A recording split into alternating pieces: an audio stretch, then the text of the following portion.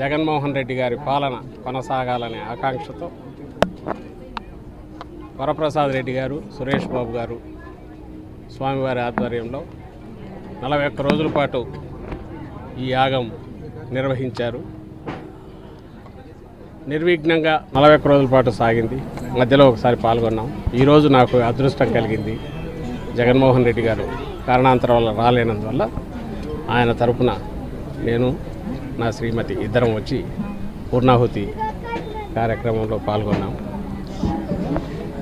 ఆ పరమేశ్వరుడి ఆశీస్సులు, తల్లి ఆశీస్సులు ఈ రాష్ట్రానికి, జగన్మోహన్ రెడ్డి గారి కుటుంబానికి కలకాలం ఉండాలని ఆకాంక్షించాం. ఆయన క్షేమంగా ఉండడం రాష్ట్ర సంక్షేమం రీత్యా, రాష్ట్ర అభివృద్ధి రీత్యా అత్యవసరం. కాబట్టి ఈ యాగంలో యాగఫలంగా అది కూడా ఆకాంక్షించాం, కోరుకున్నాం. ఆయన పాలన నిరంతరం సాగాలి. ఈ రాష్ట్రం దేశంలోనే 1వ స్థానంలో కంటిన్యూస్గా నెంబర్ 1గా అగ్రశ్రేణిలో అభివృద్ధిలోను సంక్షేమంలోనూ ఉండాలని ఆకాంక్షిస్తూ ఈ యాగం జరగడం, ఇందులో అందరూ ఈ ఆకాంక్ష కలిగిన వాళ్ళందరూ అభిమానులు, ప్రజలు అందరూ పాల్గొన్నారు. అందరికీ కృతజ్ఞతలు.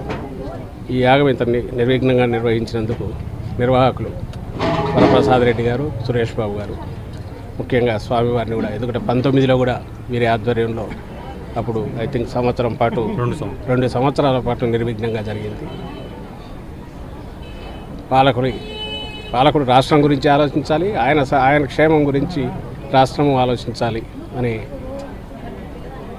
అంశంగా, ప్రధాన అంశంగా ఇది యాగం జరగడం అనేది చాలా శుభసూచకం.